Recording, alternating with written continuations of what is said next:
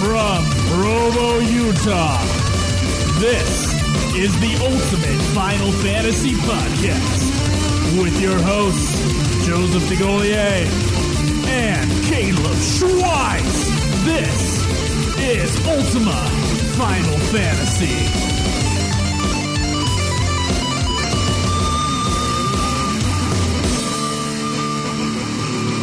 Welcome to another episode of Ultima Final Fantasy, the ultimate, sort of ultimate Final Fantasy podcast. I am your host, Caleb. I am your other host, Joe. How could you ever say sort of ultimate? Look, man, I didn't start this. Someone else did. I'm just reiterating what they said. All right, and I'm sure we'll get to that later. Of course. In the show.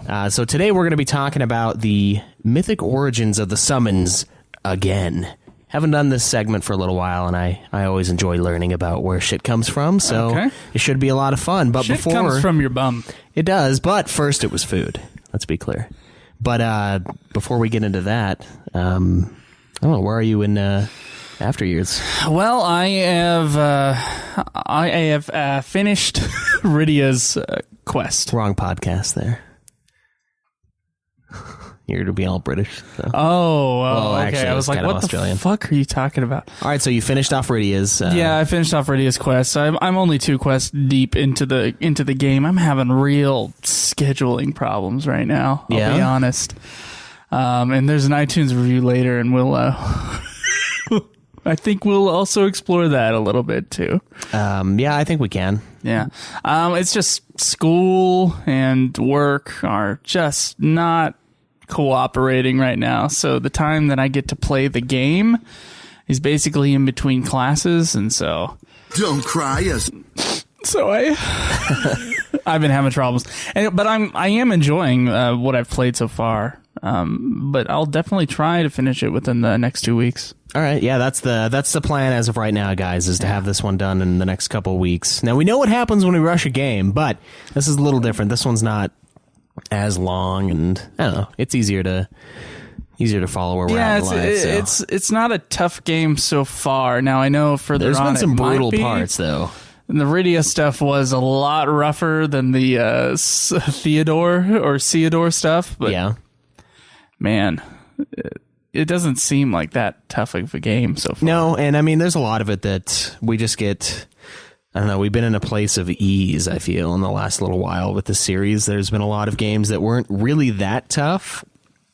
Sure, there'd be tough parts in 13, but you got the retry option. So you just retry. 14, we only lost some dungeons like a couple times. It was a rare occasion for us to get outed by a dungeon in that game. So that was never really a problem. Then we jump into this, and all of a sudden, everything matters. It's like you don't have any potions, you don't have any gil, you go into a dungeon. Yeah, that's true.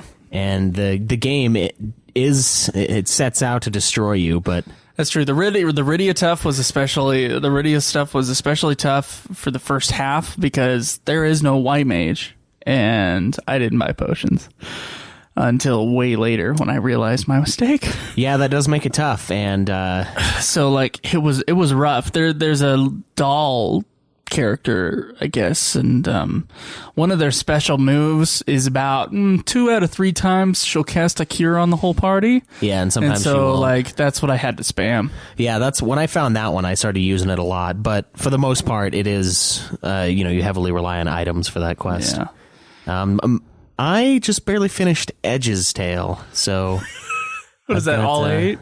No, I've 7. I think I've got 2 more. I've got Cain and I've got Edgar. So I've done 6. All right. So we're both going in order, right? Yeah, we're going straight down the line on the within the game itself. So okay. I don't know, that seems like the way to do it, and it's kind of cool so far with After Years. I mean, all the stories, they're all like interconnected.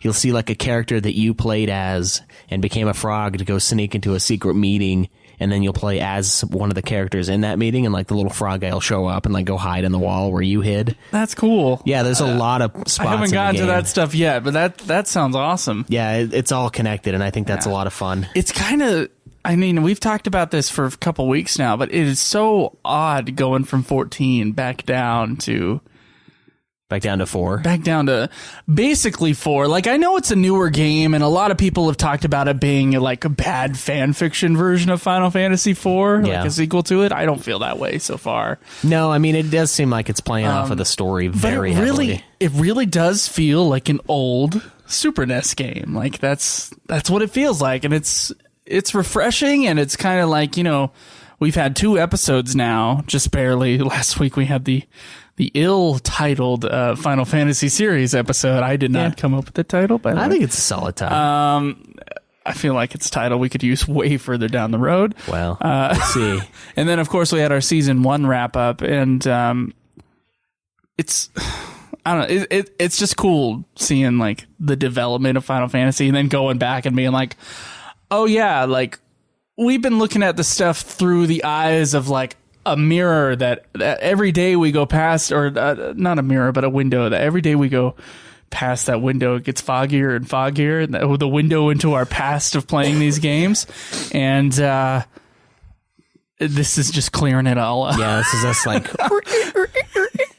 Oh yeah, this is what these games used to be like. So yeah, no, and it's been a lot of fun, but yeah, I'm excited to get to the part where apparently all the parties that you're playing as, they come together as one, and you get all the abilities that you learned, all the items, they all get combined into one giant pool. Mm-hmm. So I'm pretty pumped for that, and to see what kind of party customization I can pull off. I'm not sure how many of these characters I can use. I would assume most of them, because there are special bonds between, you know, just random characters within After Years, and I would really hope that those stay true once we get to the main party thing, and we just have this massive party.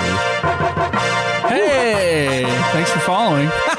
Yeah, awesome. I didn't realize that stuff was going to go during the episode twice. Yeah, that's kind of weird, huh?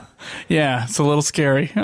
So yeah, that was our... Sorry, guys, for those of you on the podcast. We have this little app thing that just does the noise whenever someone follows us on Twitch. Yeah, so anyway... yeah, I'm excited for that. Excited to pool together all the many times I've gathered the same treasures. That's another weird thing about After Years, is like I go into the dwarf castle in the underground area, and I can get like the same boxes over and over again with each new party. So I can just go keep raiding this shit, and just at the end I'm going to have this awesome stockpile. Is that how it's going to work? Yes. I think you should disable that during episodes. Yeah, but thank probably. you for the follow. Anyway, yeah, but that's how it's going to work, I think, and I'm going to have all that stuff, and it's going to be great. Sweet. Well, let's do some plugs real quick before we go on to news. You can find us at youtube.com/Ultimate Final Fantasy. You can tweet Caleb at UFF Podcast, and you can tweet me at Joseph DeGolier. That's DeGolyer. You can go to facebook.com/Ultimate Final Fantasy, which, by the way, we always respond to the Facebook stuff, so get on there. It's true, and either of us respond to it. But if you want to just talk to me, which is completely understandable, you can follow me at UFF Podcast. They already know that. I already told them. Oh, did you already? Yeah, really? I did. Oh, whoa, I'm sorry. I was busy disabling the Twitch thing. Corrections time. You can go to Patreon and support us there. Just search Ultimate Final Fantasy. And special thanks to our Patreon donors. You guys are... Thanks. Yeah, it really helps.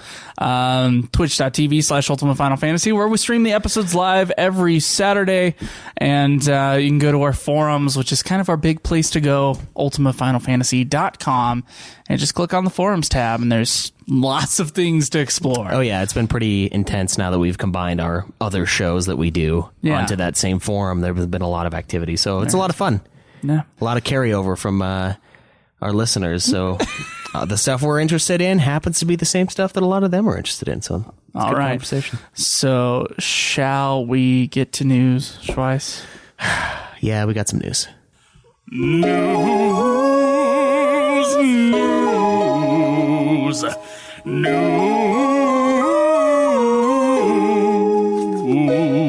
All right. So first up in news, there is a mobile Final Fantasy IX version out, which we might have already talked about, but as a reminder, it's on the App Store for Android, right? And it's $16.99. So if you want to play Final Fantasy IX on your phone, which it's iOS as well. Yeah, it's iOS as well. Okay. Yeah, it's $16.99 till February 21st, and then it'll probably go up from there. But I'm It's kind of weird looking at this. Like, did you ever think there was going to be a day when Final Fantasy IX would be on your phone? It's not too surprising considering that we have games like Grand Theft Auto, San Andreas on iOS and mobile. Well, I wouldn't have seen that coming either. That's more surprising to me than Final Fantasy IX, but it is kind of crazy that they're just throwing them on the mobile market, which I think is great. That makes it more accessible to a lot of people. And 9 is one of the ones that, a lot of people really love, and it's this big throwback. But then again, a lot of people missed it because of, the PS2 coming out and other various reasons. So this is kind of a great way to get more people interested in Final Fantasy IX. And of course, this iOS version of the game does have a couple additional features. It's got achievements, which of course I'm always interested in. Okay. It's got some game boosters, the standard, high speed mode, no encounter mode, a couple more. High speed mode is needed for that game. It is, and autosave I think is kind of cool. Although 9 wasn't the most difficult game in the world, it would be nice to have some Did we have problems with saves in 9? Like, was there not enough saves? I don't remember that being an issue. Not really, but it wasn't like FF3 mode either, where I could just exit out, get back in, sort of a deal. And apparently no memo saves from the old NES game. Oh god, I loved the fucking memo saves, dude. So good. Oh my god, I'd go off all day about those. And then some more HD movies and character models. So that'll be cool. If you don't have Final Fantasy IX, go pick it up. And of course, it is planned. The Steam. Oh, wait, never mind. Didn't the Steam already come out? I think it did. Yeah, okay. That article's old. Yeah, that article's all screwed up. But if you want to get it on Steam, it's on there as well. I don't know. I'd probably rather have it on Steam, but then again, if you're on the go, So a new website opened. I guess it's kind of a teaser for Theater Rhythm Final Fantasy Arcade. And so apparently there's going to be an event at the Japanese Amusement Expo for this game. So I guess we'll find out more information then. I'm so confused by all the arcade stuff. Dissidia Arcade and Theater Rhythm Arcade. Yeah, I don't know. I mean, we were talking about this before the episode when we checked out this article, and it almost seems like there's this weird retro movement going on in Japan where they're like, bring back arcades. Because out here in the in the West, there's like what, a couple arcades, 3 or 4 in the state. Here in Utah, there might be half a dozen. Yeah, there's not very many. I mean, we're not a very populated state, but there's one here in Provo. There's one in Orem. And that's all I know about, but I assume there's more as you go up towards Salt Lake. Yeah, normally what happens is there's just arcade games in random locations like movie theaters, places where you wait on stuff. Like the dentist office, which is probably where I played the most arcade.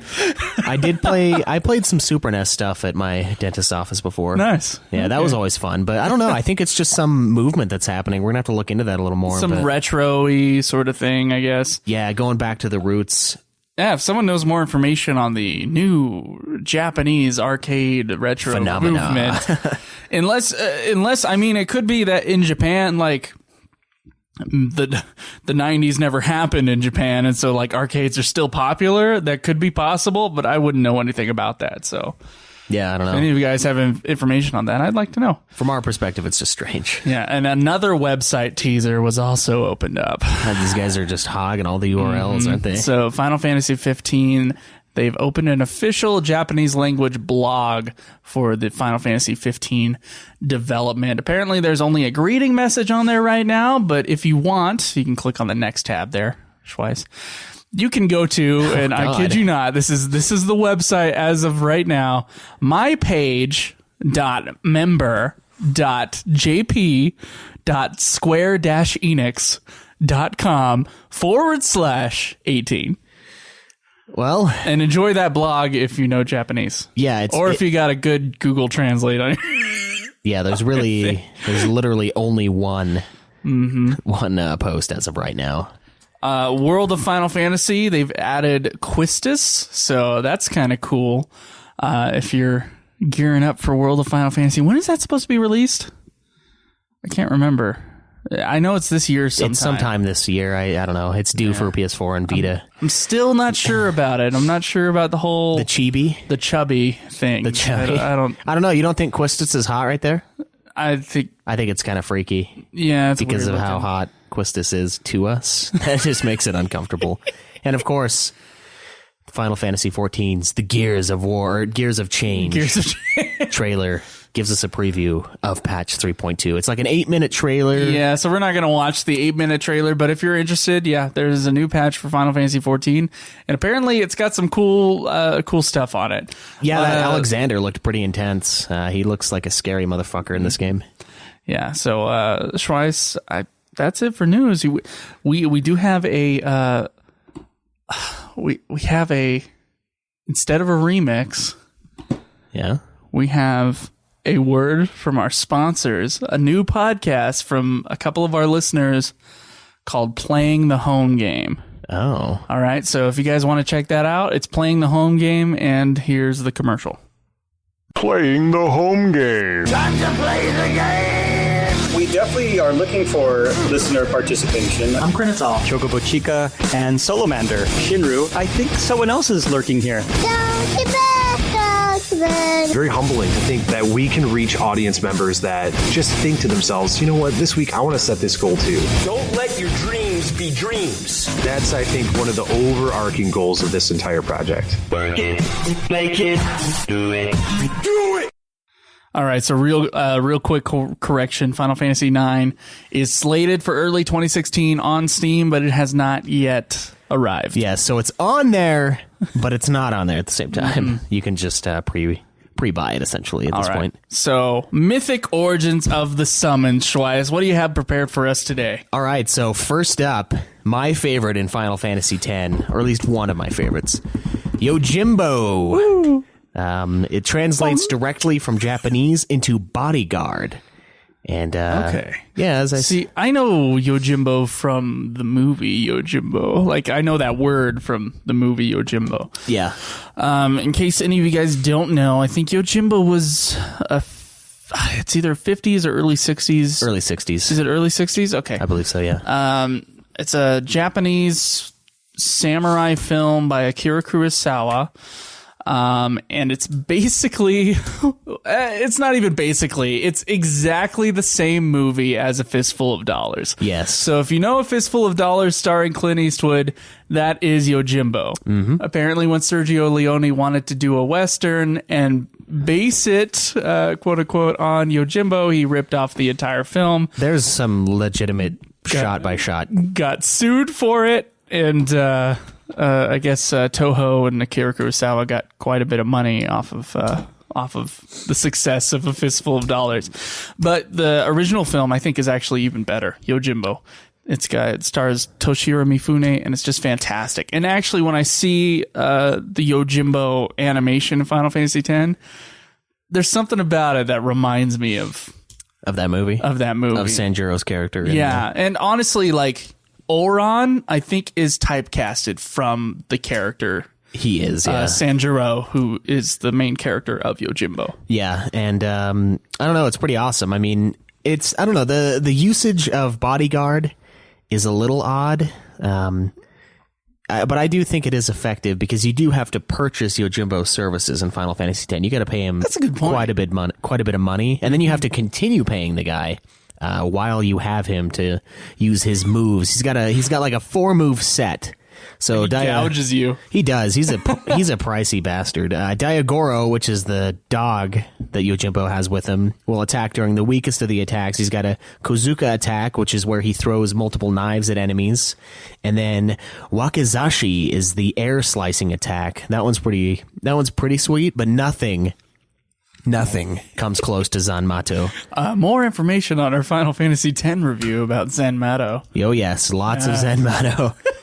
This is basically his ultimate attack, the ultimate attack in the whole game. And it's borrowed from Zantetsuken, or however you pronounce that, in Final Fantasy VIII, Odin. And then Odin, during other games, has this move where it's just essentially an insta-kill. Unless it's done to your party, of course, and then you can survive. But anyone else, and they're dead.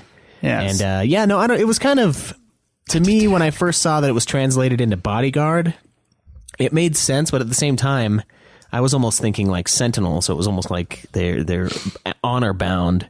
Whereas Yojimbo in this game, he is just a paid hire. You know what? And I really do think it's a reference to the movie more than it is about the word Yojimbo. I think so too, because within it's a very popular film. It's not just like film students that have to go in and dig deep for Yojimbo. It's yeah, and it makes sense because Yojimbo, multiple people can summon him.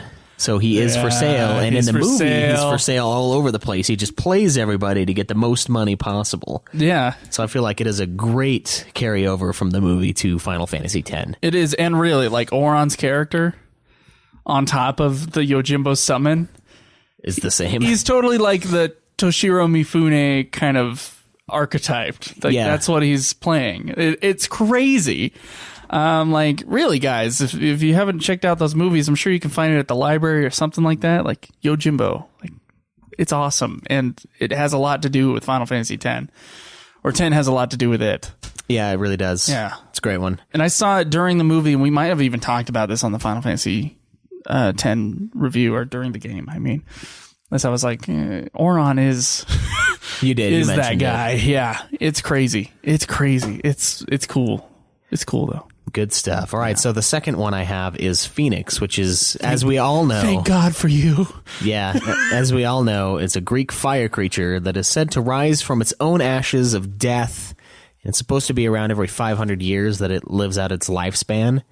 And honestly, Phoenix, really for me, I would say is one of the most useful summons in the series, but I really didn't find... I didn't find myself using it very often. I'm not really sure why that is, but whenever I did use it, I was like, oh yeah, this thing's amazing. Like, I used it in 5, I think, quite a bit. Yeah?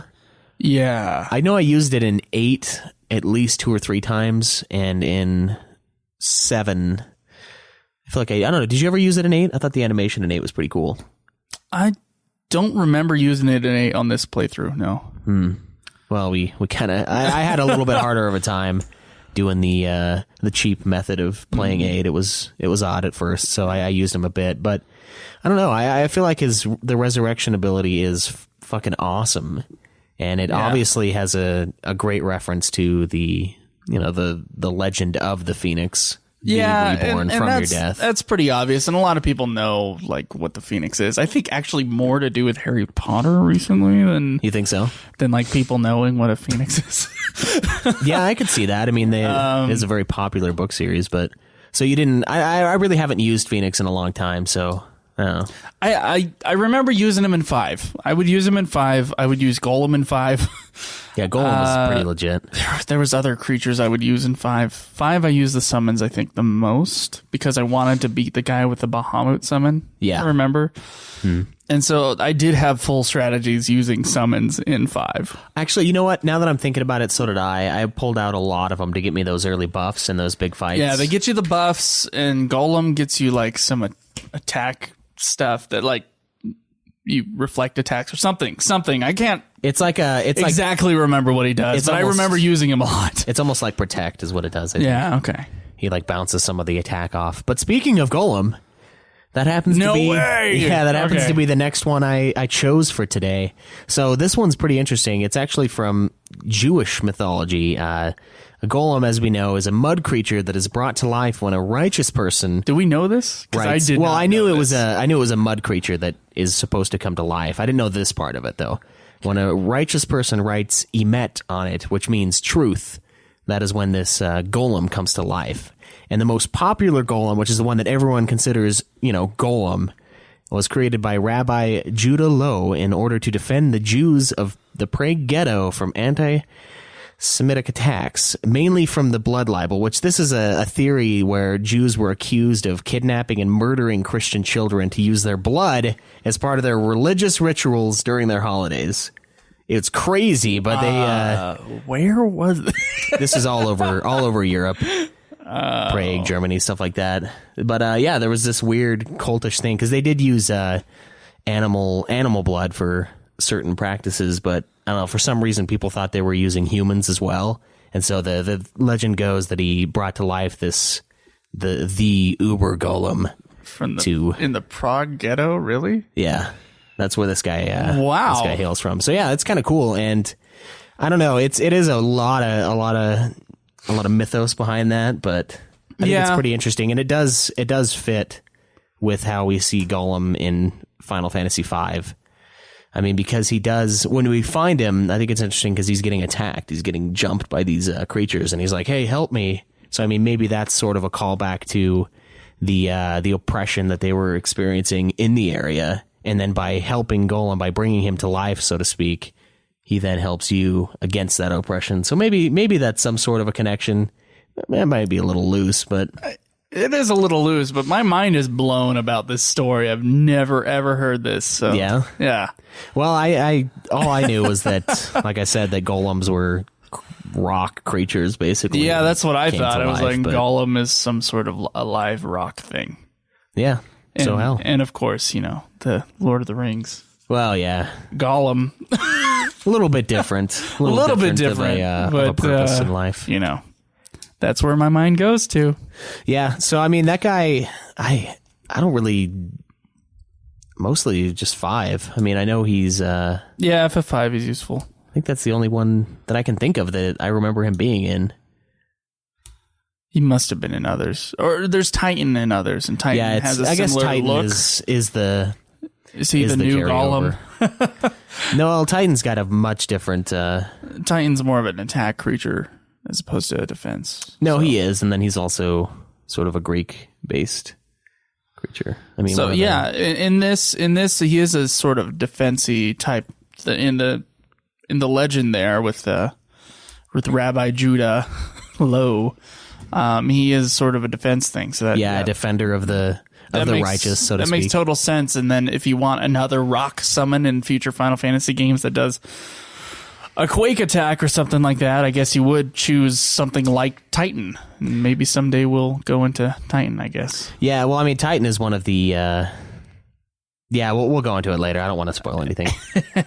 But anyway, I don't know. With these summons, I think it is pretty cool. They kind of pick and choose, as we've said before, what part of the mythology they want to keep, and then what part they kind of just shove out of the way. And for the most part, the ones that we looked at today, they used pretty much everything that was given to them, and they processed it in a very accurate way. Now, there are obviously one-offs, like Shiva is very different looking than what she looks like in Final Fantasy, not even close. Right. She's got like tons of arms and all this weird shit, no ice necessarily associated with her. It's just this beast physical attack. And then, I don't know, then you've got ones like Quetzalcoatl or, Golem, and they're just perfect matches. So I think it's interesting, and I almost want to get an interview with Square and find out like what exactly goes into them choosing it. Is it more the name? Well, they've reused so many of them that at this point it probably is just the name. It's just the name now. Yeah. And then they're like, well, this is what he did in this game. So like, how they're doing the summons in 15, like they're pretty much the summons that we've been used to, that we've seen so far. Yeah. And they're calling them that, but they're figuring out a new version of that summon. I think they're just doing that from now on. You don't think there's going to be any new summons?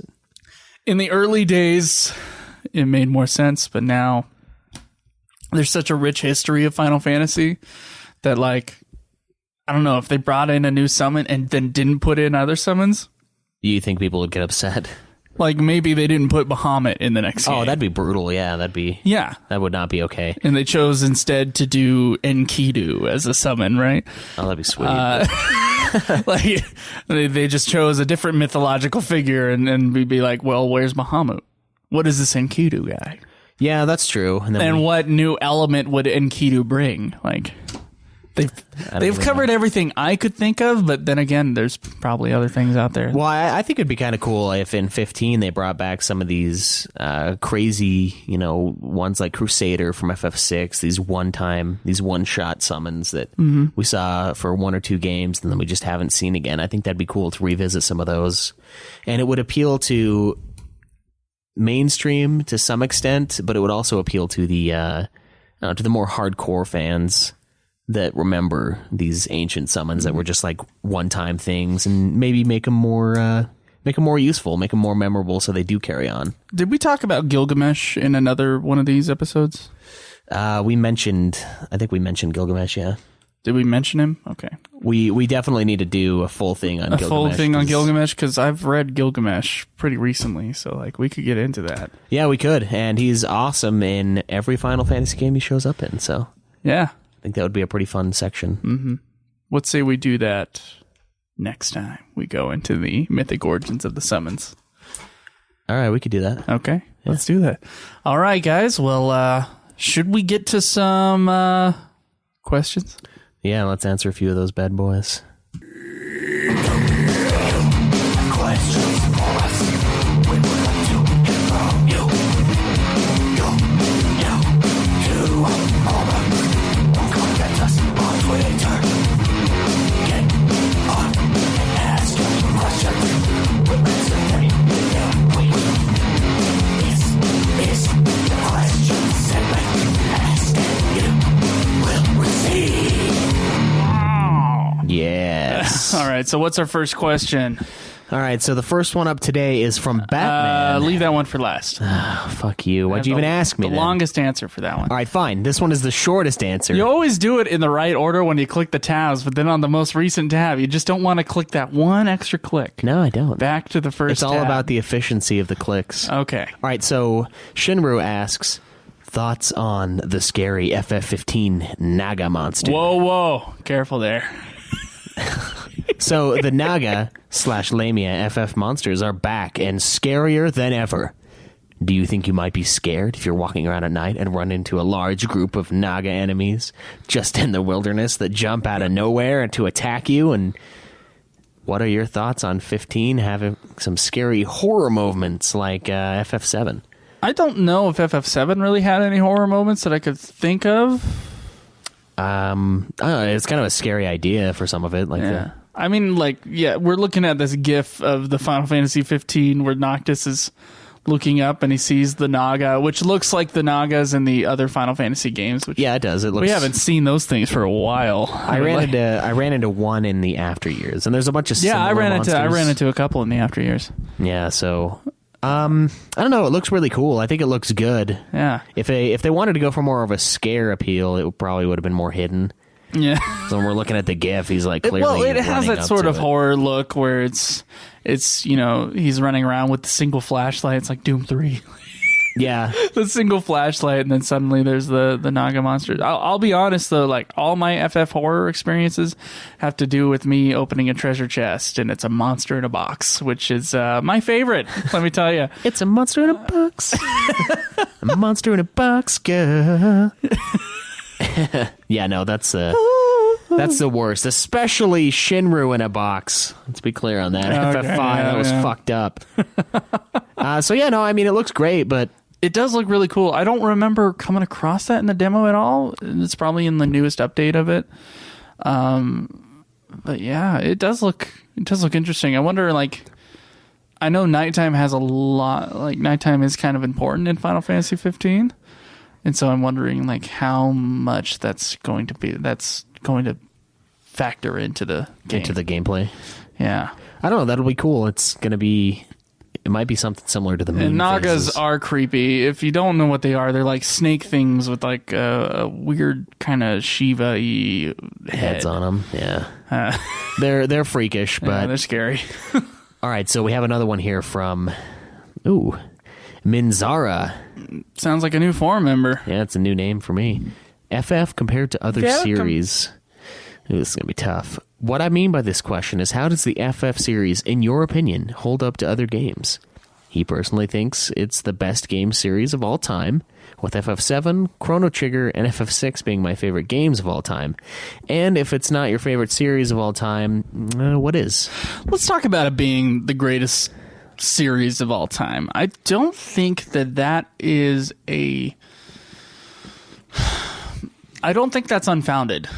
Even critically, though. You know what I mean? As far as how it's been revealed? Yeah. Or reviewed? Sorry, not revealed. Sorry, I got a bit of a cold. I think maybe it might be compared a lot with Zelda, which neither of us have played very much. Yeah, but it shouldn't be. But it is. A lot of people. Well, if you're looking all game series of all time. Oh, yeah. I suppose. Yeah. You're looking at Zelda, which almost every game in the Zelda series has been critically acclaimed. And I'd say almost every game in Final Fantasy has been critically acclaimed with a few sticking out over the other. Yeah. Other than the spin-offs. And but the Zeldas tend to age better. So I don't know. But then again, I can't really have my opinion on Zelda, despite us trying to start a Zelda podcast and that not working out. I guess we could have told you at that point. Yeah. Then you have, what's another really critically acclaimed game series? You got Grand Theft Auto, Metal Gear Solid. I guess Halo. Yeah, Halo would probably be thrown in there. Yeah. I know there's a bunch of other JRPGs and RPGs that people are going to get on us for not mentioning. Like the Elder Scrolls games, those are definitely very well received. Well, not the first two. Maybe not the first two, but once you hit Morrowind and on, they've been pretty awesome.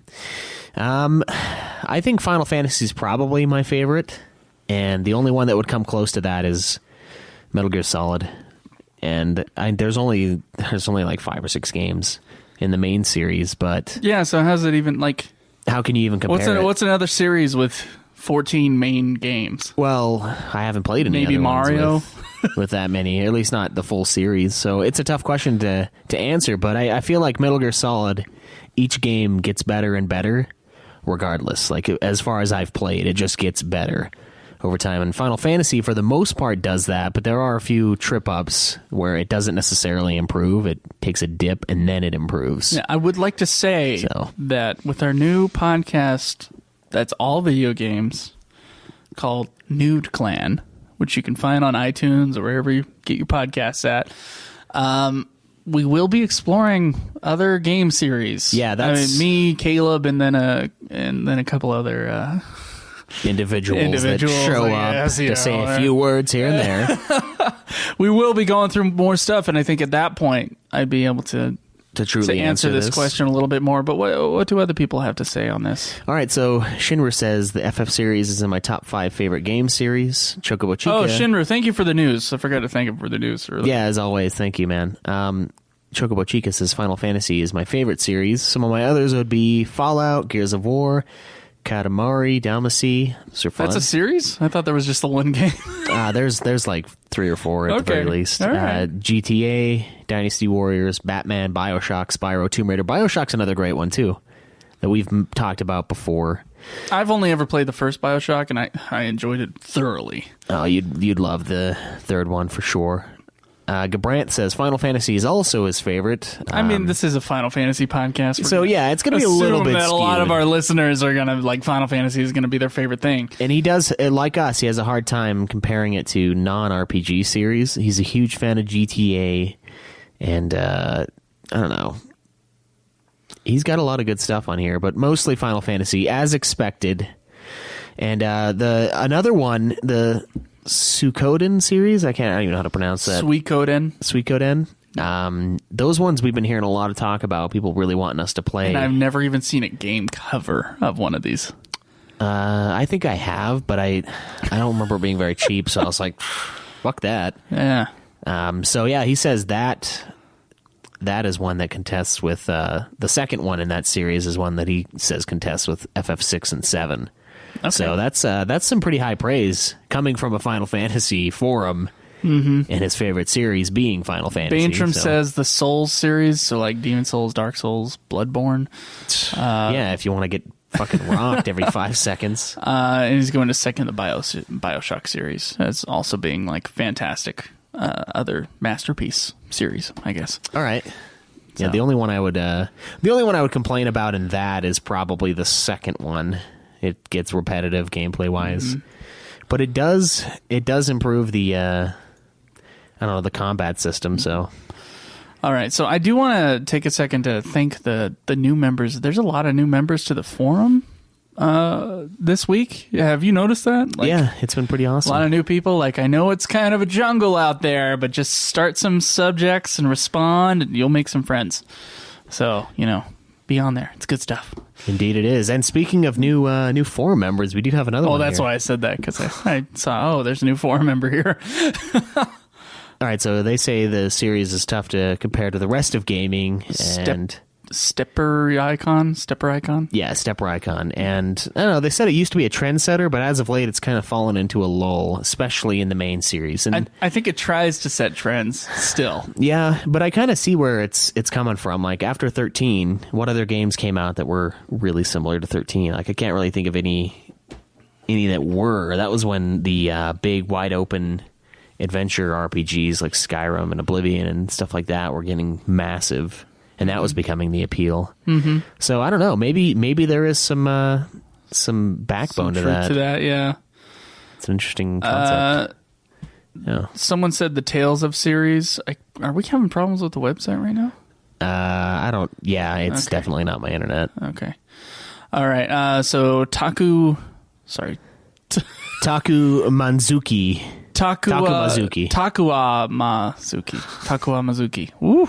That's a mouthful. Says a series that he probably loves more than Final Fantasy is the Tales series. I love the setting of those games and the general story that comes with it. And then Minzara, some other good series: Shining Force, Star Ocean, Kingdom Hearts, Disgaea, and Persona. A lot of people say Persona. That's true. Legend of Zelda. See, Shining Force 1 and 2. Okay. Well, Cloud, maybe we will play it, even though it doesn't have anything to do with FF, because we have our other show. Yeah, those are definitely some good ideas for other games to get into. Yeah, and on Nude Clan. Yeah, we'll stick to the FF or the should have been FFs for Ultima. But. Yeah, exactly. Like this show needs to say pure. It needs to be what it is. Yeah. Yeah. I can second that. If we were going to change it around, we would have just retitled this show Nude Clan, but no, this show is the big show right now. Oh yeah, it's going to be the big show. And it will always be the big show in my heart. And so yeah, you're not gonna give it the super sexy treatment. No, I'm not going to give this show the super sexy treatment. Which, by the way, there was a interesting. I liked your guest that you had on last week. Yeah, that guy. Super sexy swinging fan fiction. I don't know. I want to bring him on more, but hey, he's really busy, so I doubt it'll happen. Yeah, probably not. But he's excellent stuff. Yeah, he's passable. I'd say. All right, so we do have one more question here. This one is from Batman, titled "Emotion and FF."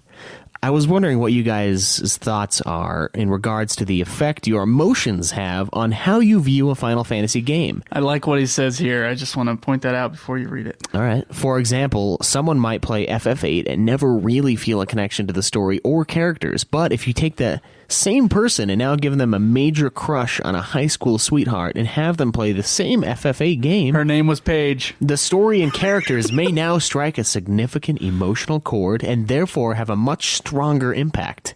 I know that personally, every time I turn on an FF game, it's like being in a time machine. I can usually remember a time and place or have some strong memory tied to each game.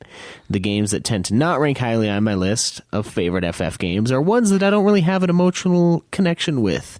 Anyway, I was just curious to hear your input on the subject and was also wondering whether you have a favorite game, FF or not, that you hold in high esteem due to an emotional connection. As opposed to like a critical connection. You know what? I think he's exactly right about the connection between FF and like having a crush on someone when you're playing it. You think so? Because that way you can project like Renoa, whatever brunette that you have your eyes on, like Renoa shall become that person. You know what I mean? I guess, if you played it in junior high like I did.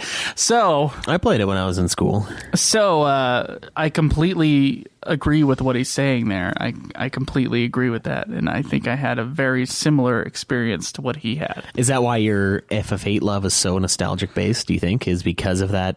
Well, it was also my first Final Fantasy. There's always that, but... And I always had a crush on some girl going on, and since Renoa, they were usually brunettes, and since Renoa happens to be such a blank slate, is that what you're saying? You could project that girl onto that blank slate? That's more true than I would like to admit.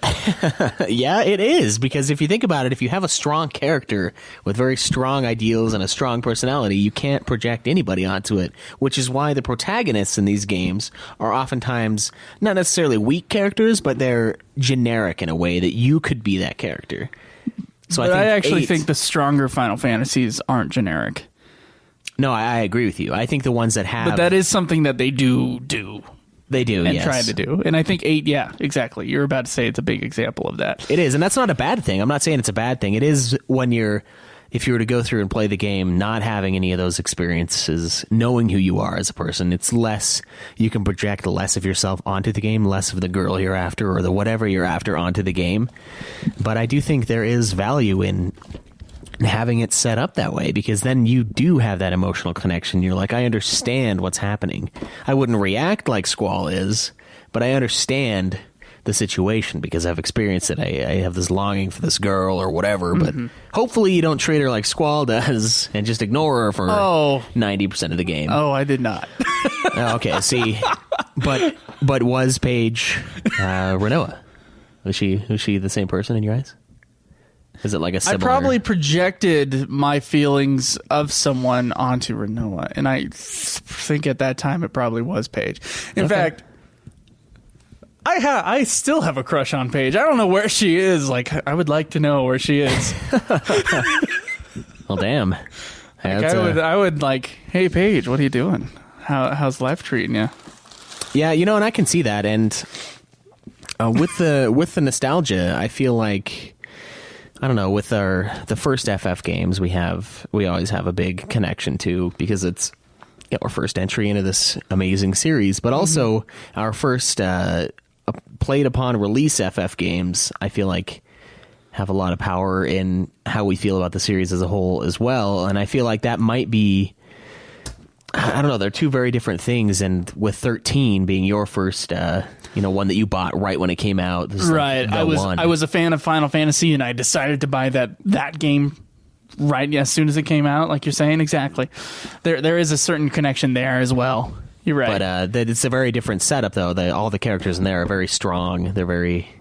You might not like them, but they have very built personalities, and they do evolve over time. But I don't know. It's interesting that they did that kind of a switch almost. See, Bainjram has said a similar thing, and I think I quoted him a couple times on it, where it was projecting your ideal girl onto Renoa. Yeah, that's why Bainjram loves 8 so much, is because of that.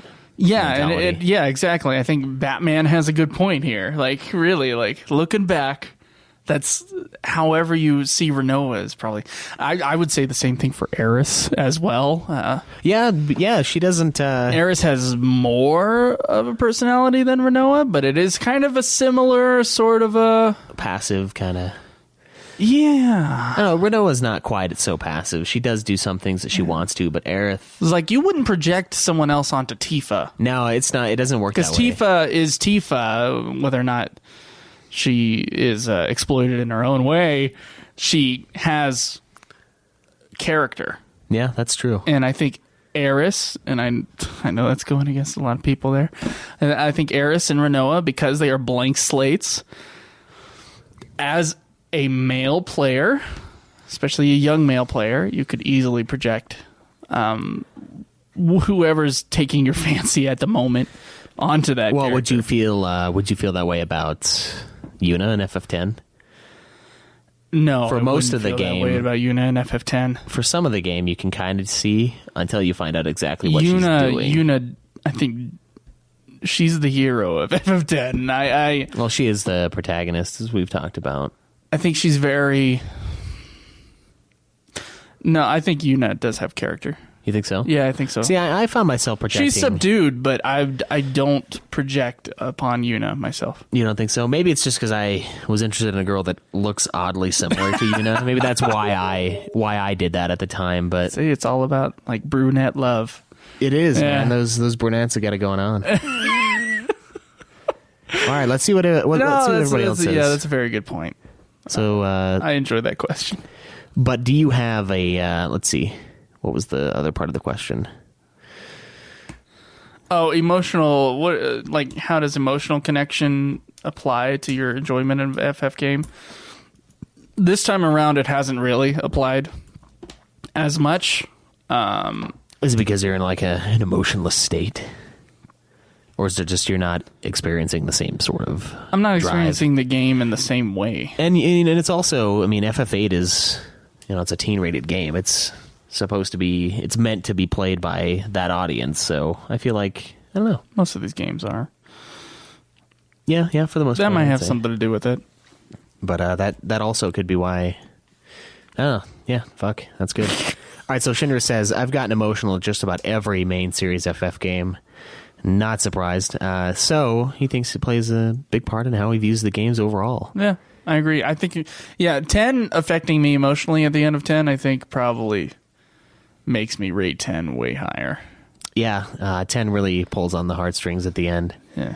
And most everyone's agreeing that there is a lot of emotion, and it does tie into how you view the games. Even as an emotionless kind of a man that I am, there are parts in these games that I do get a little broken up over. So that's when I know it's powerful. So we got some corrections to get to, Schweiss. This is rare, right?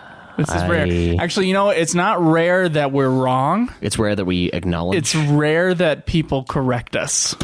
I would like to say that. All right, well, let's get into those. Shure SM58 microphones, $200. Adobe Audition software for mixing episodes, $30 a month. Libsyn hosting fees, $20 a month. A weekly FF podcast with great listeners, priceless. There are some things money can buy.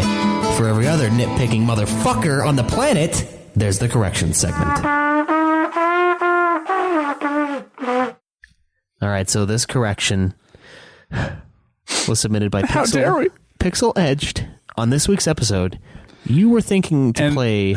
It also affected some iTunes reviews. Oh, yes, it fucking did. You were thinking to play FF Tactics on Wii U or PSP, but they are totally different games, which I know... I just fucked up. The Wii U version is the Game Boy Advance, the one with judges. The first Final Fantasy Tactics is on PS1 as a disc, and PS3, PSP, PS Vita TV through PSN. There's also a remake on PSP called Final Fantasy Tactics: The War of the Lions, which is the version we will play. And that is the one we're going to play because we know it's a pure, beautiful format. This version is also on PSN, which can be played on the PSP, Vita, PlayStation TV. Okay. It's also on mobile. Just to clear that up, if you started planning to get a Wii U for it. We weren't, and I don't remember that being the conversation, but maybe we just had slips of the tongue. Maybe. I don't remember ever wanting to get a Wii U in my life, so other than maybe we need it. Oh, no, we might have said that. Might have said we need one for Nude Clan or something like that.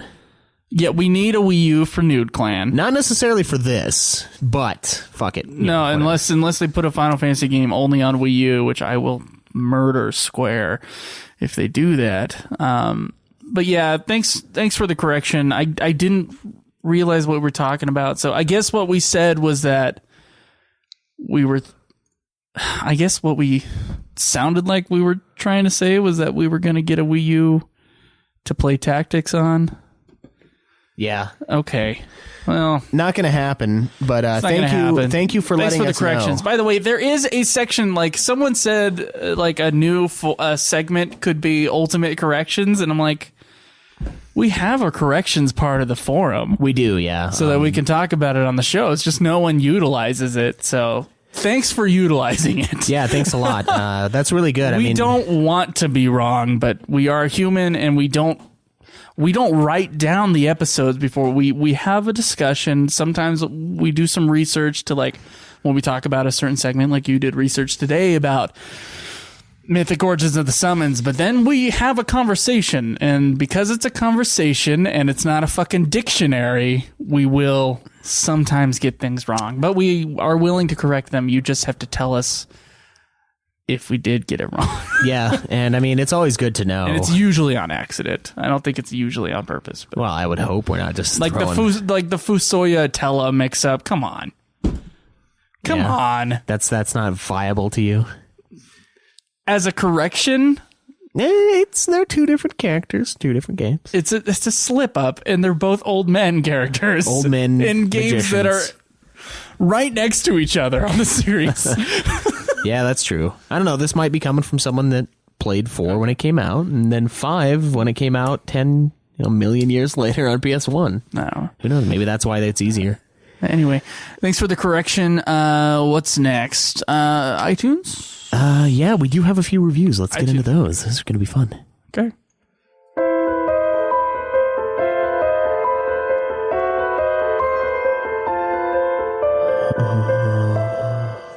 iTunes review. Yeah.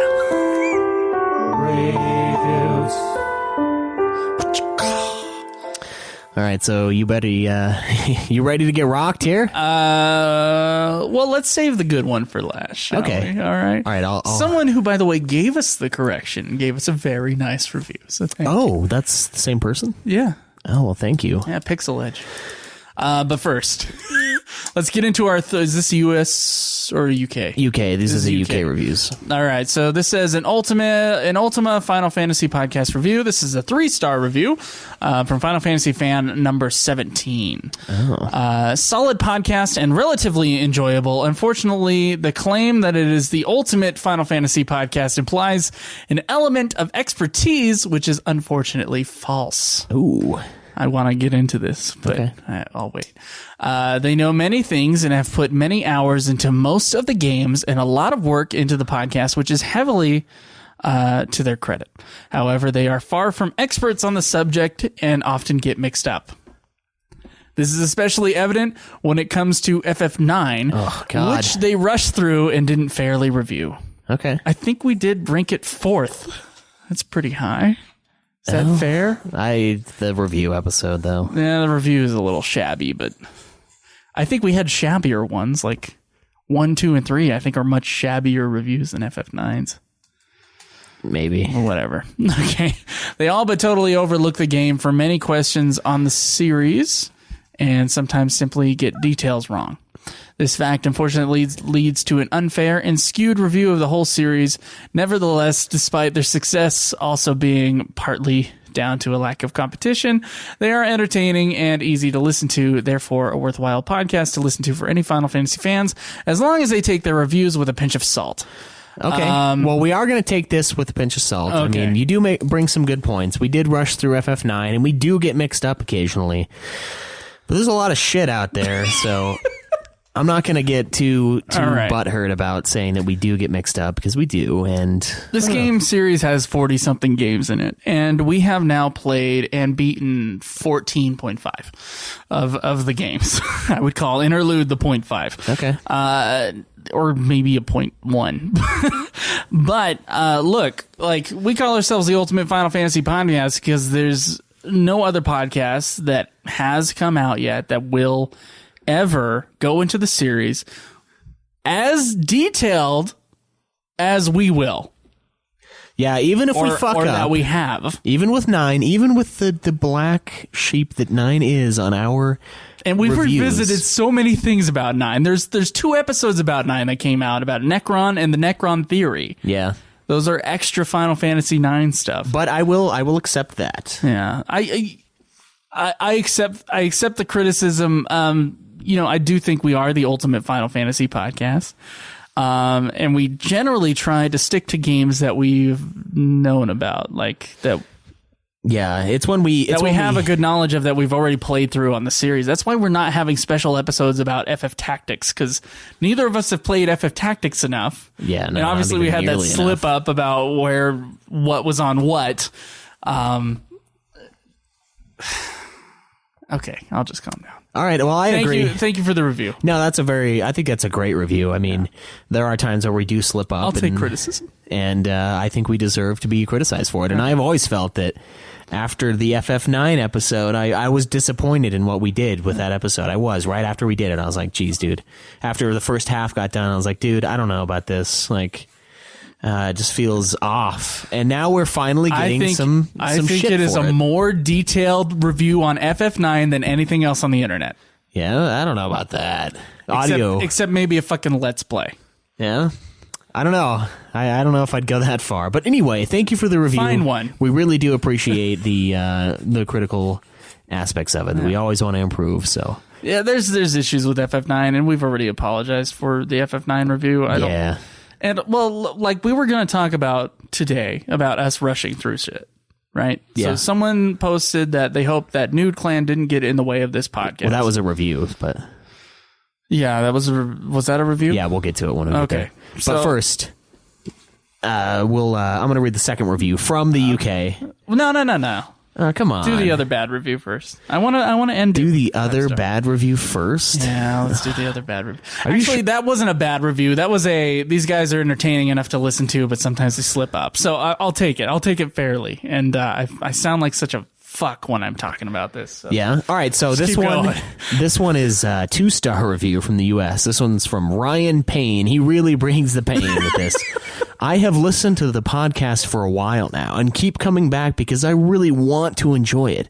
However, inevitably, there will come a point in an episode where something objectively wrong is stated with such certainty that it leaves me stunned. For example, Final Fantasy Tactics Advance is coming to Wii U. Oh, I think I'll be playing the War of the Lions because it's the best version of the game. Those are two completely different things. On a podcast exclusively about Final Fantasy, you would think you would know that. Another, I didn't use Amaranth because I already have Zidane, who is a thief dude, and Amaranth has steely thief stuff. Now, I know that's fucking wrong, so you got me there.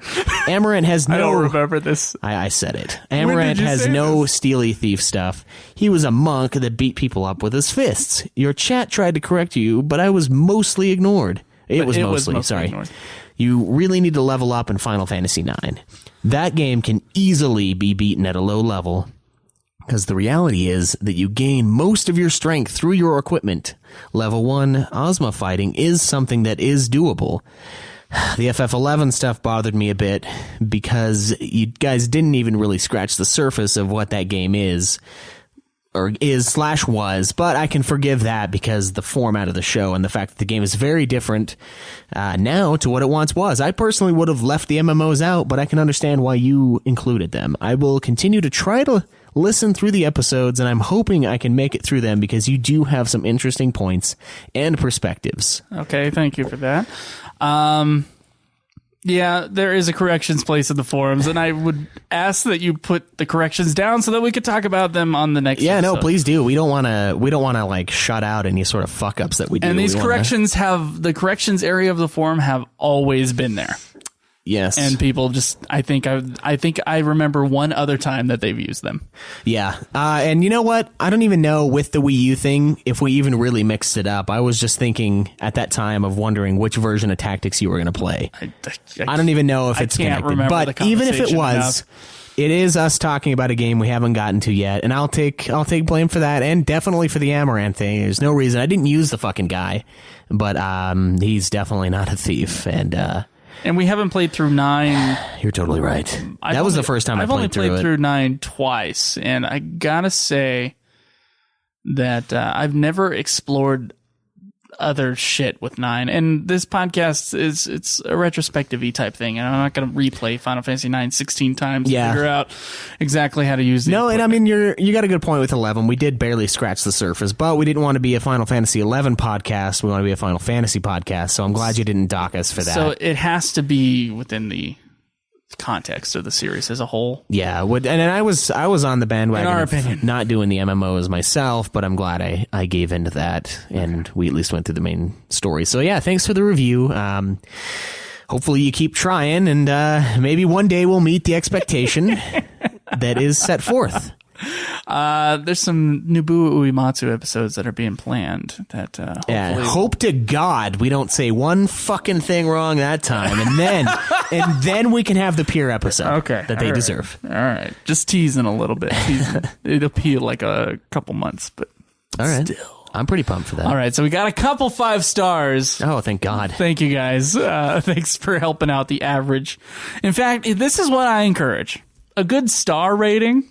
That'd be nice. And then a very lengthy list of everything we do wrong. No, I love that. I love that you guys do that with the ones that you rock us on. Although the humor in the one that was Joe is clearly a bottom is classic. But we don't actually get anything from that. We're not like, oh, you know what? Maybe we should reevaluate. Yeah, exactly. Like, maybe Joe should be on top. Yeah, I'm like, I don't think Joe should be on top ever, okay? I don't think so either. I don't want to look up to that, so I don't know. But we love the deep criticisms. All right. So this is from Unholy Kai, almost as sexy as Beatrix. Oh man, 5 stars. The hosts of this show are a couple of fun-loving nerds just like me. Hey, don't call me a nerd. No, I'm kidding. I haven't played every Final Fantasy game, but I've played most of them, and I agree with most of their opinions on them. The podcast is well-produced, entertaining, and even funny. Oh, wow. Thank you. Thanks. I'm tempted to give a 1-star review because I know it will provoke a great rant from Joe. Unfortunately, even 3-star reviews cause a rant, and I didn't want to today, but of course it happened. But I can't bring myself to give these guys less than 5. This podcast is perfect for anyone who is or was a fan of Final Fantasy. If I could buy Caleb a beer, I definitely would.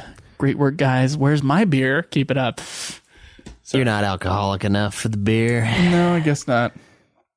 All right, well, hell, thanks. It's really awesome. All right, so we do have one from Pixel Edged, who also submitted our correction this week. So thank you for all of this, titled The Best Final Fantasy Podcast. I've been listening to UFF for months now, and as a fan of Final Fantasy, JRPGs, or even gaming in general, I highly recommend them.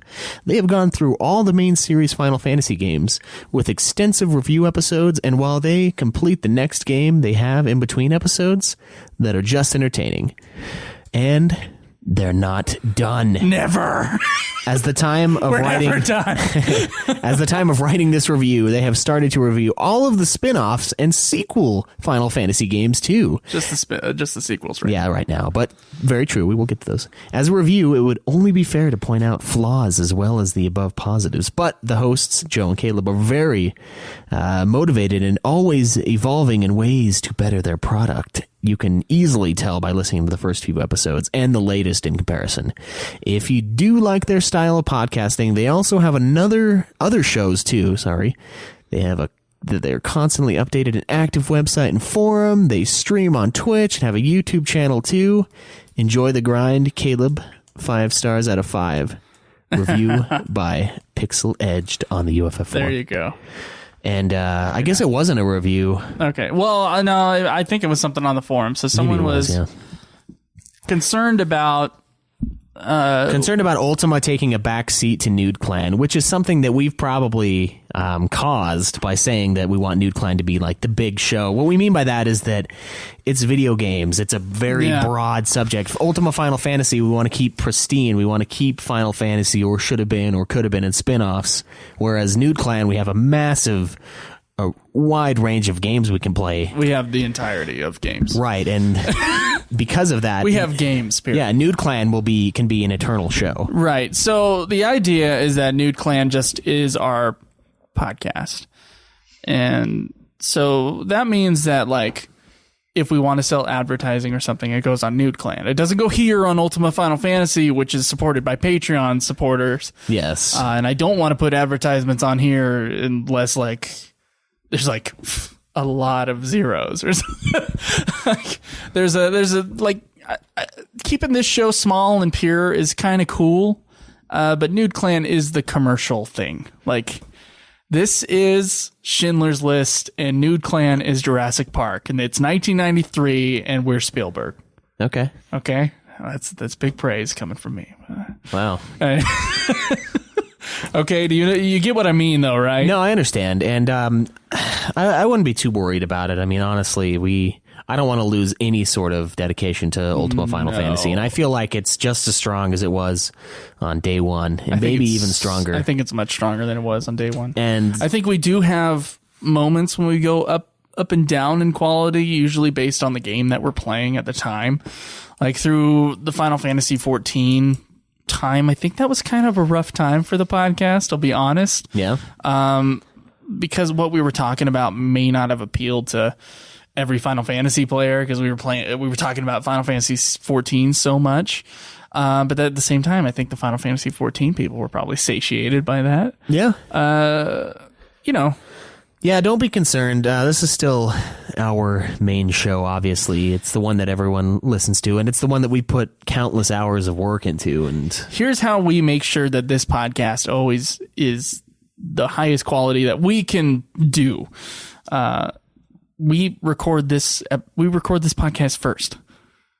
So our energy is all in Ultima Final Fantasy, and then we bring in more people with Nude Clan, and that adds energy to Nude Clan. Yeah. If we had done Nude Clan in the morning and then did Final Fantasy later, like that would affect this show. Yeah, and you can see it with Super Sexy as of late, because when I record that fucker, I've been recording for like hours and hours, and I'm tired as hell, and I'm just like, Well, the drops. I stutter all the drops time. Help, I think. The drops do They add help. a lot of energy, and Jake adds a lot of energy. So, but yeah, that's another great point, and I wouldn't be too worried about it. I mean, we're going to finish After Years in about a month, and not from now, but a month total. We're not trying to rush necessarily, but we want to make sure that we're coming out with review episodes, because that's what the premise of the show is to play the games, to finish the games. And Nude Clan is just... But if we rush it, it's going to be another FF9, so you can't...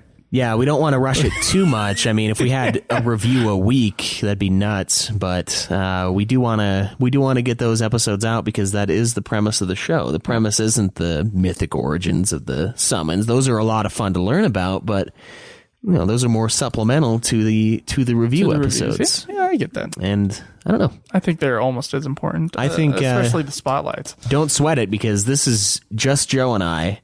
And Nude Clan, there's 4 of us. So we've got all this work spaced out. This we have to really refine and keep pure. And I think you shouldn't be too worried. I mean, besides the forums, they're all together. Yeah, those are all combined. Not pure. But technically this is still the big show. So it's crushing everything else by far. So yeah, but it's got the audience build up, and it's great. Yeah, and that's why neglecting it would be horrifyingly bad of us, because we've worked for, almost 2 years on this show, and to drop it now it'd be stupid. It'd be really stupid, and it would be a waste of our time. Yeah. It really would, because if we're not going to see it through, then we might as well have not done it in the first place. All right. Well, do we have a question from us to you? Yeah, I think so.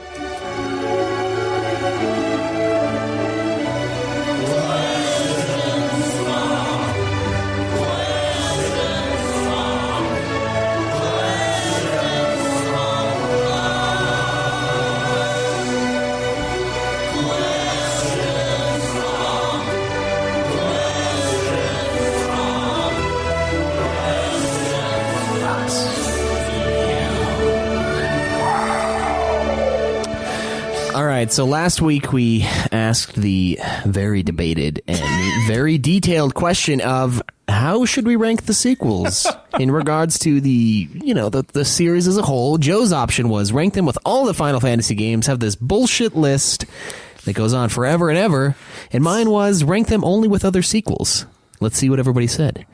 Salamander says, I don't think you should rank the sequels with the games. They should get their own ranking. That being said, is ranking them separately and with the main series out of the question? No, and I think that's interesting. Gammon Stark says, I like the idea of ranking them separately, but maybe the question could be asked if it would land in the top, middle, or bottom third of the main game list. That's an interesting way to put it, but if we were to say that, we definitely get people asking, where? All right, so I got one for sequels, one for both.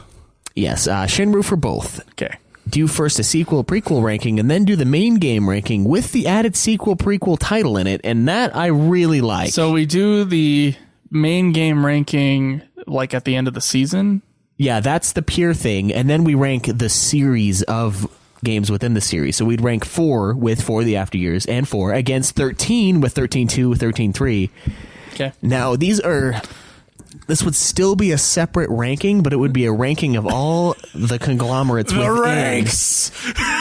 I like that idea. It's a rank fuck. It's a ranker fuck.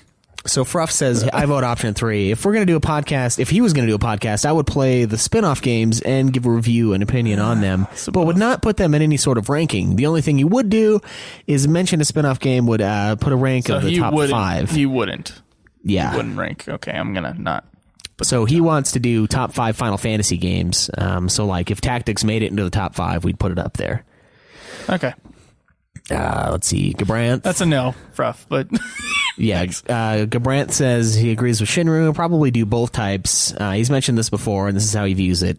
13 should be judged as a trilogy As far as the story goes, he still thinks each can be rated as a separate game for other purposes like gameplay, graphics, etc., but he feels like this also applies to 11 and 14 since their content is all under one roof. And, yeah, I don't know. I like the idea of that. Let's see. This Q Dizzy. Q Dizzy's a new podcast or a new forum member, so thank you. Welcome. Thinks the idea of ranking the sequels amongst themselves is the best option given and should be done. This treats them as their own game, their own category, away from main games and spin-offs, which is warranted. However, he does think it'd be interesting to know how our rankings of the main series, considering the sequels as a continuation of the base series. So he's all on board. So he's with sequels and with series, but not ranking it with the main series as well. Yeah, he's with ranking it as like a conglomerate of the Final Fantasy IV series. Chocobo Chica says do both 1 and 2. Okay. And like Shinru's, if I had to choose one, I would say rank sequels, prequels as one with the games. There we go. One for me. There we go. One. Well, I think he says he adds DLC in here, so he thinks they should add it to the existing game. So that's the hybrid one.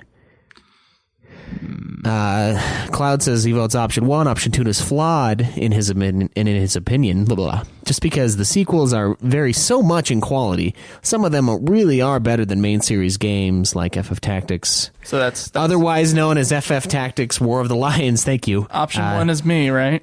Yeah. Okay. Some of them barely count as games. Interlude is a cash grab, not a game, in all honesty. Okay. I don't think the varying in quality is really a valid point. If the game's good, I don't know, we shouldn't like socialize the quality of the Final Fantasy spin-offs. If they suck, they suck. If they're good, they're good. You know, you get one or the other. We shouldn't like separate them just because they're so vastly different in quality. Eyes on Me says, I have to agree with both Shinru and Salamander's ranking idea. There you go. All right, sequels with other games in the saga. So corresponding main title, that's the new one. So is that both or is that sequels? In that saga, that's that's only with series. Yep. Fuck, dude. Okay. Separate rankings, says Batman. That's from Del Rey Pete. Separate rankings from Okay, wait. Only separate? I'm curious to see how each game stacks against each other, prequels and sequels, but also were you to rank them amongst the main series games. So he voted for all. Yeah, both, yeah. All right, so sequels and side stories are still part of the main series lore, so I would do sequels and the main games together and then spin-offs on their own list. Then maybe do a list with all of them at the very end, reviewing all of the games. I don't see a problem with doing that at the very end, but I just don't want to do it every single time. Okay. What's the final verdict? Okay, so for option number 2, which is Caleb's option of ranking sequels only with themselves, 2 votes. 2 solid votes for that. As well as my option, there's 2 solid votes for ranking them all together. Just all together. Just all together. Fuck. So there's two for that. Then we have 7 votes for an option that wasn't there, which was to do both rank it amongst the sequels and also to rank it with the rest of the series. Those games associated. Do both. Okay. And then games associated, so like all the 13 games, all the 4 games with each other, that's that also has 6 votes. Okay. So our winner is to just do fucking both lists. All right, and I don't mind doing the other list too. I don't either. And I think it's a great idea, actually. After years, that'll be it for Final Fantasy IV, so we can do that. That's not a big deal. But the thing is, guys, is the main list still remains pure. That is the main series list, and all these other things are just extras. Okay. So this is what we're going to do. At the end of our review episodes for sequels, we will rank them within sequels, and at the end of the sequels season, at the end of season 2, we will rank all the sequels with the games that we've already played. Okay, yeah. Okay? We can do that. We can have a big wrap-up where we do all of the lists, essentially. Yep. And that won't be a problem. Yep. That's interesting that our question turned into like, oh, let's do this other guy's option, but I'm totally for it. It's great. Okay. All right, so my question for you guys this week. I've been wanting to do, I know I saw something on the forums about a drinking game associated with Final Fantasy. Now, God. what film. I want to do a live stream of us watching a movie, a Final Fantasy movie, or a movie's worth of episodes of Final Fantasy Unlimited. Is that 4 episodes of Unlimited? Yes. We haven't done with a drinking game commentaries since I think 7. That would be a great way to catch us up on the commentaries, is doing it while drinking to certain key phrases like the Magun has thawed, or any of the phrases that are mentioned in the thing, the one kukurudu chick, or the mist guy, the that we could do all sorts of shit. So what piece of Final Fantasy media would you guys want us to do a drinking game with and stream it? Oh, God. I don't know when we'll do it. It's probably going to be maybe over spring break. So in a couple weeks. Of course it's over spring break. And I think that would be a blast. And I want to know what you guys want us to do. And then we can start trying to form our own bullshit criteria for getting trashed while watching this thing and streaming it for you guys. So, oh God, you like that? Oh God! All right, that's your question then. Yes. Does that wrap up this episode of Ultima Final Fantasy? You know what? I believe it does. All right, guys, check us out on YouTube, Facebook. You know where to go. Twitch.tv/Ultima Final Fantasy. Patreon, support us there. Thank you for our Patreon donors. Twitter @UFF Podcast and @Joseph DeGollier. That's DEGOLYER. And of course, join our forums. We'll see you guys next week. Yes, and as always, enjoy the grind. This has been another production of Ultima Final Fantasy, the Ultimate Final Fantasy Podcast. The show was produced by Joseph DeGollier and Caleb Schweiss, with music and editing by Joseph DeGollier, parodies and clips from their respective authors, of course. You can get all of our episodes as well as our Let's Plays at ultimafinalfantasy.com. You can also contact us on Twitter @UFF Podcast, as well as our contact page on our website. Be sure to subscribe and review our podcast. Your reviews may get read on the show, and look forward to the next episode of Ultima Final Fantasy, the Ultimate Final Fantasy Podcast.